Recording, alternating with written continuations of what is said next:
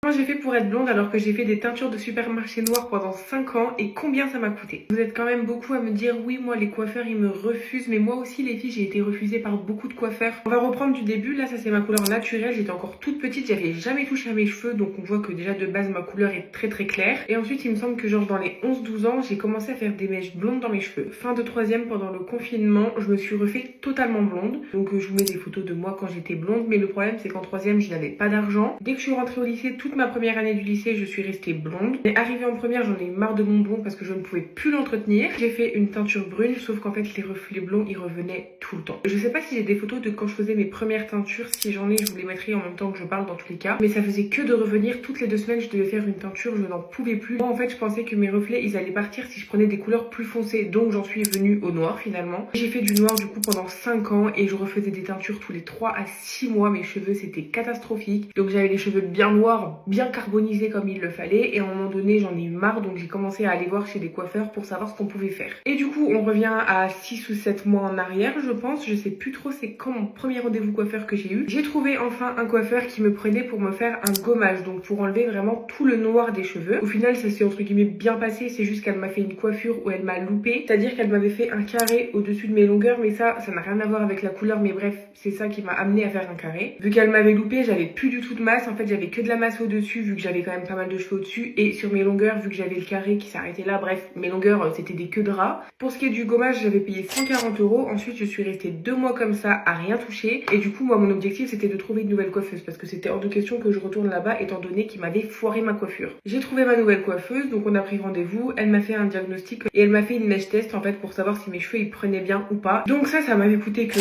15 €, donc ça va. Et du coup un mois après on a éclairci pour la première fois, donc je vous mets des photos et des vidéos pareil de ce qu'on avait fait. On n'avait encore pas coupé mes cheveux, donc mes longueurs étaient encore bien noires. Ce troisième rendez-vous là du coup où on a éclairci pour la première fois, il m'a coûté aussi 140 €. Ensuite j'ai attendu 2 ou 3 mois et ensuite on a rééclairci. On a rééclairci et là le résultat il était juste parfait. Je pensais vraiment que j'allais jamais rééclaircir parce que j'adorais. Sauf que mes cheveux en fait ils ont fait que de pousser, j'avais des racines énormes. Ce qui m'a amené du coup à reprendre rendez-vous chez le coiffeur il y a 5 jours même pas. Du coup la deuxième fois qu'on a rééclairci j'ai encore payé 140 €. En fait je crois que je paye que 140 € à chaque fois. Et du coup là il y a 5 jours j'y suis allée et on a rééclairci. De base le but c'était juste de remonter un peu le blond pour couvrir mes racines parce qu'elles étaient vraiment trop foncées. Je ne pensais jamais avoir cette couleur de cheveux un jour, étant donné que j'avais quand même les cheveux super noirs. Et du coup pour ce rendez-vous là d'il y a 5 jours j'ai payé 119 €. Enfin bon voilà pour mon petit parcours cheveux. Je suis tellement contente d'avoir sauté le pas. Ça m'a coûté de l'argent, ça m'a pris du temps, mais je suis fière et je suis contente et en même temps du coup j'ai trouvé la meilleure coiffeuse du monde. Écoutez voilà, moi j'attends toutes vos questions et je serai trop contente d'y répondre. Sur ce c'est tout pour moi, du coup je vous laisse.